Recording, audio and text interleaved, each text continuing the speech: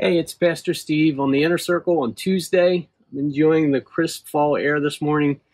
Unbelievably 57 degrees outside, which feels kind of nice after all the heat we've had last few weeks going back. But hope you guys are having a good day when you see this. I'm kind of gearing up in my mind and then my heart, my spirit for Friday night when we do the Pray South Jersey thing. I'm really excited to do that. When we had our rehearsal last Tuesday night, it was just like we could have done the event that night. I mean, there was just a fire and a holy presence as we worshipped, as we rehearsed. I'm really excited and curious to see what God's going to do on Friday when we all gather together as all these churches from all over South Jersey gather to seek the Lord's face, to pray for our country and our nation, to pray for revival, to ask for a move of His Spirit. It's going to be a good time. It's going to be a powerful time. It's kind of unprecedented to have this many churches come together in unity from not just different parts of South Jersey, but also different denominations. There's a pretty good cross-section of denominations that are going to be involved, which is pretty exciting. And having said all that, I want to talk to you about something today. I was reading in 2 Kings chapter 2, where Elijah is being called into heaven, and Elisha is about to take Elijah's mantle. The mantle's going to be passed on to Elijah, and Elijah is going to be taken up into heaven. So, but there's an aspect of this story that I think is important for us as we go into this Friday. This tenacity of Elisha to stay with Elijah up to the last moment he's taken up. I'll talk to you more about it once I read a few verses from this chapter. But let's read 2 Kings chapter 2. We're going to start at verse 1. When the Lord was about to take Elijah up to heaven in a whirlwind, Elijah and Elisha were traveling from Gilgal. And Elijah said to Elisha, "Stay here, for the Lord has told me to go to Bethel." But Elisha replied, "As surely as the Lord lives and you yourself live, I will never leave you." So they went down to Bethel. The group of prophets from Bethel came to Elijah and asked him, Did you know that the Lord is going to take your master away from you today?" "Of course I know," Elisha answered, "but be quiet about it." Then Elijah said to Elisha, "Stay here, for the Lord has told me to go to Jericho." But Elisha replied again, "As surely as the Lord lives and you yourself live, I will never leave you." So they went on together to Jericho. Then the group of prophets from Jericho came to Elisha and asked him, "Did you know that the Lord is going to take your master away from you today?" "Of course I know." I just lost my... Oh, here it is. "But be quiet about it." Then Elijah said to Elisha, "Stay here, for the Lord has told me to go to the Jordan River." But again Elisha replied, "As surely as the Lord lives and you yourself live, I will never leave you." So they went on together. Then the story goes on that as they're walking and talking by the Jordan River, a chariot of fire appears and splits them apart, and Elijah is taken up in a whirlwind. His mantle falls to the ground.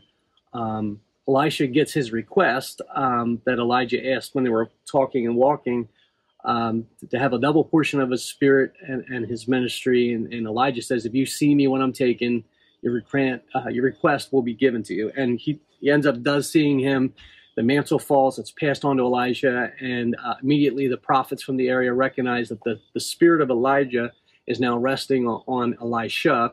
And then the power is evident because Elisha splits the River Jordan to walk over on dry ground, same way they walk the other way. And what I want to point out to you is the tenacity of Elisha, that he was not willing to leave Elijah's side. He knew that Elijah was going to be taken away from him that day. Obviously, the whole community of prophets knew, which is something pretty interesting. But Elisha knew that Elijah would be taken away, and that this era and time of servanthood would be over for him, and that hopefully he was hoping that a promotion for his own ministry would come about. Obviously, that's why he asked for the double portion. But there was this tenacity to stay with where he knew God to be. And in this case, the Spirit rested so heavily on Elijah that obviously there's this atmosphere, this thing that drew everyone, I mean, around him. Like there was this community of prophets that were hearing from the Lord and knew what was going to happen. And Elijah was kind of like the headpiece of this. So the Spirit of God rested really heavily on Elijah, and Elisha knew that's where God was, that's where the move was, that's where the Spirit was, and he was determined to go wherever it took him. He was determined to stay with it. I'm reminded back when I was younger that there was these moves of God down in Brownsville and up in Toronto, Canada, and a lot of believers traveled to those places because there was a move of God there. And I know it got some bad reputations. I know that a lot of maybe spiritual immaturity was displayed in those places. But at the same time, that really was an authentic move of God that drew people that were serious also at the same time. And as far as like the immaturity that's displayed, that's nothing new. It's always going to be there. Even Jesus, when you know he had all these followers, people followed him because he fed the 5,000, and he knew that, but he didn't send them away. There's always going to be immaturity displayed around the move of God because people are at all stages of their walk and their journeys. You know, some that may display immaturity now, a few years from now, will show maturity, and God knows that, and so He's not going to either not move or send people away just because people show immaturity. But what I want to point out is we need to have the tenacity of Elisha, that no matter what happens, I mean, like we just have to have this desire, this hunger, this thirst to be wherever the move of God is, to be wherever the Spirit of God is, to be able to go wherever it takes us, to be willing to go wherever it takes us.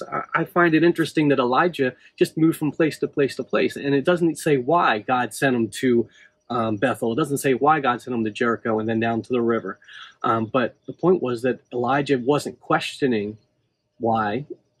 He just went because that's where God was telling him to go. There was this communion with the Spirit that was so strong between him and God that obviously he was just taken up. And I think a lot of times when you have to accept that people that are, I guess, that close to God are going to display some weird characteristics sometimes. It's not always going to make sense, but it's not supposed to. And maybe the whole point of that was just to see how hungry Elisha was. Maybe God was testing Elisha to see what he was willing to do, how far he was willing to go to stay with the presence. So as we go into this thing for Friday, I want you to really, really just start getting into that headspace, that heart space of I want to go wherever the Spirit of God is going. I want to be where He's moving. Just ignore if there is immaturity around you. That's always going to be the case, but it's not. People aren't always going to stay in that place. People mature, people grow, and you have to have grace for the people that are immature. And you know, Jesus didn't send them away, neither should we, and neither should we discount the moves of God because there's maturity in the midst. I think a lot of people miss out on the move of God because of that. They're so worried about being associated with things that are maybe not rock solid, and you know, I'm not saying you should embrace every little thing that comes along, but you know, when there's an authentic move of God, you know, just be hungry for it, go for it. Just be willing to go the distance of wherever it takes you. That's how I want to approach this Friday as we come. I just want to get deep into His presence wherever it takes me. I want to be where He's moving. I've been praying for revival in my heart. I've been praying for a revival for the church. I want to encourage you guys to do the same thing. All right, I'm actually a little chilly out here. I'm starting to shiver, so I'm going to cut it off here. You guys have a great Tuesday. I'm looking forward to seeing you on Friday. Please come out if you can.